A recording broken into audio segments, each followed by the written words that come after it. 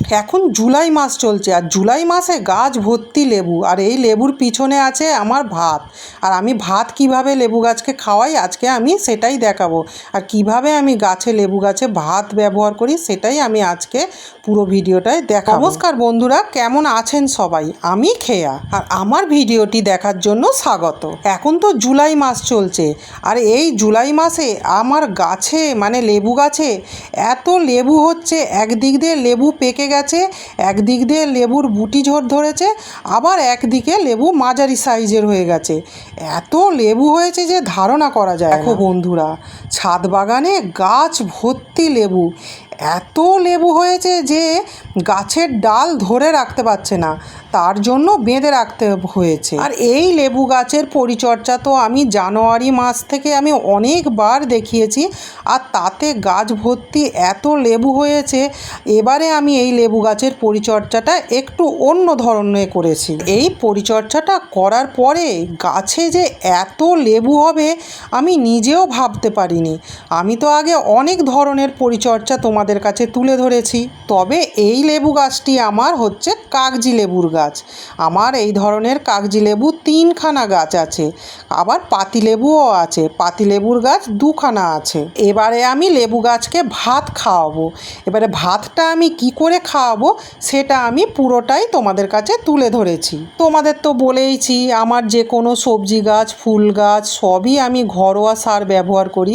আর এই দেখো আমি পান্তা ভাত নিয়ে এসেছি, তবে এই পান্তা ভাত কিন্তু আমি লেবু গাছের গোড়ায় সরাসরি দেব না, কিভাবে দেব সেইটা আমি পুরোটাই দেখাবো। তবে এর আগে আমি ভাত দিয়েছি লেবু গাছের গোড়ায়, এবারে আমি ভাতটা অন্য ধরনের দেবো। লেবু গাছের গোড়ায় সরাসরি ভাত দিয়ে দেখার পরে দেখছি অনেক পোকামাকড়ের উপদ্রব হচ্ছে। আমি তো ছাদ বাগানের বা সবজি গাছেতে কোনো গাছেতেই আমি কীটনাশক ব্যবহার করি না, ওই জন্য না লেবু গাছের গোড়াতেও পিঁপড়ে নানা ধরনের পোকামাকড় ধরছে সরাসরি যখন ভাত দিয়েছিলাম। এবারে ভাত খাওয়াবার পরে লেবু গাছে আরও দ্বিগুণ ফলন হয়েছে।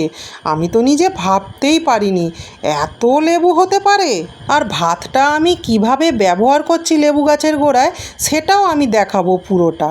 একটু অপেক্ষা করো, আমি আগে লেবুগুলো দেখিয়ে দিই তোমাদের কেমন ফলন হয়েছে আমার গাছের লেবুগুলো। আমি তো লেবু গাছে ডিসেম্বর, জানুয়ারি, ফেব্রুয়ারি মাসে আমি কত কী ধরনের পরিচর্যা করিয়েছি আমি সমস্তটাই তোমাদের কাছে তুলে ধরেছিলাম। তাতেও লেবু গাছে এত ফলন হয়েছিল যে ধারণা করা যায় না।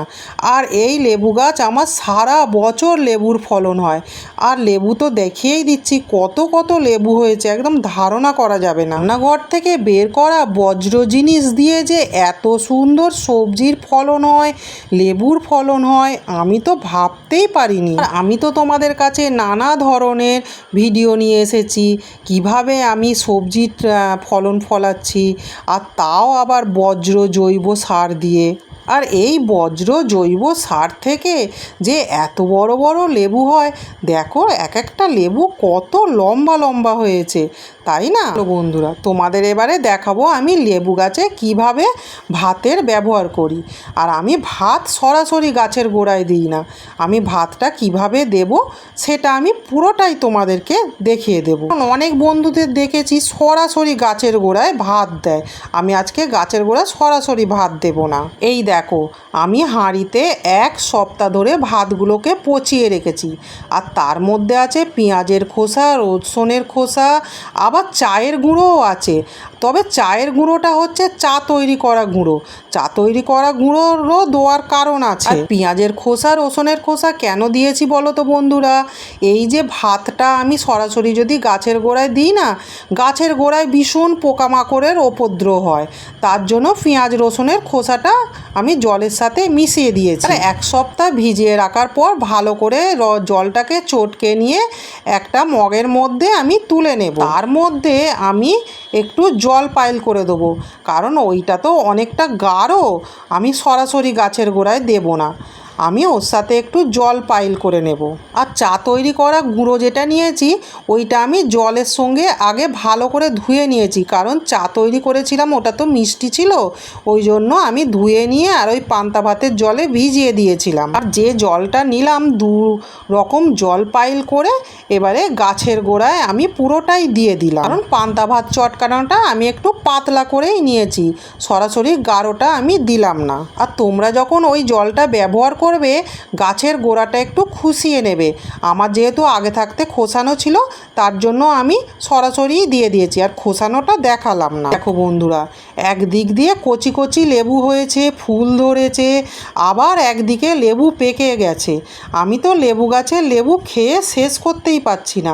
আবার ছোট ছোট বুটি ধরেছে গাছে, নানা ধরনের লেবু হয়ে আছে, ছোট বড় মাঝারি। অনেক বন্ধুদের দেখেছি ভাত সরাসরি গাছের গোড়ায় দিয়ে দেয়, তবে আমি এবারে একটু অন্য ধরনের ভাবেই ভাতটা দিলাম, আর তাতে এত সুন্দর রেজাল্ট আমি তো ভাবতেই পারিনি। এখন তো জুলাই মাস চলছে আর বর্ষা শুরু, মাঝে মাঝেই বৃষ্টি পড়ছে, সেভাবে তো কোনো গাছপালাকে পরিচর্যা করতেই লাগে না, তাই বর্ষার শুরুতেই আমি এই খাবারটা দিয়ে দিয়েছি।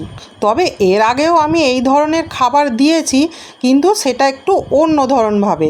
আমি আজকে একটু অন্য ধরনের একটু দেওয়ার চেষ্টা করলাম, তাতে এত যে লেবু হবে আমি তো নিজেও ভাবতে পারিনি।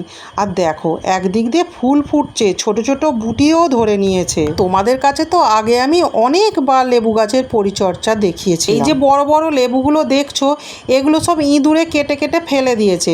তোমাদের তো বলেছিলাম আমার ছাদ বাগানে ভীষণ ইঁদুরের উপদ্রব। শুধু লেবু গাছের লেবু কেটে ফেলছে না, আমার নানা ধরনের সবজি গাছ ফুল গাছ নষ্ট করে দেয়। তোমরা কি একটু বলতে পারবে আমি এই ইঁদুর তাড়াবো কি করে ছাদ বাগান থেকে? আমার ছাদ বাগানে ইঁদুরে ভর্তি, এত অত্যাচার করে ধারণা করা যাবে। এই দেখো আজকে আমি অনেকগুলো লেবু তুলে নিয়েছি। তাহলে দেখলে তো বন্ধুরা আমি কিভাবে ভাতের ব্যবহার করলাম লেবু গাছে। আমার ভিডিওটি ভালো লাগলে একটা সাবস্ক্রাইব করে দিও আর একটা লাইক করে দেবে, আর কিছু ভুল করলে কমেন্টে বলবে। আজকে ভিডিওটি এখানেই শেষ করলাম, আবার দেখা হবে পরের ভিডিওতে। ভালো থাকবে, সুস্থ থাকবে, স্বাস্থ্য সচেতন থাকবে। টাটা।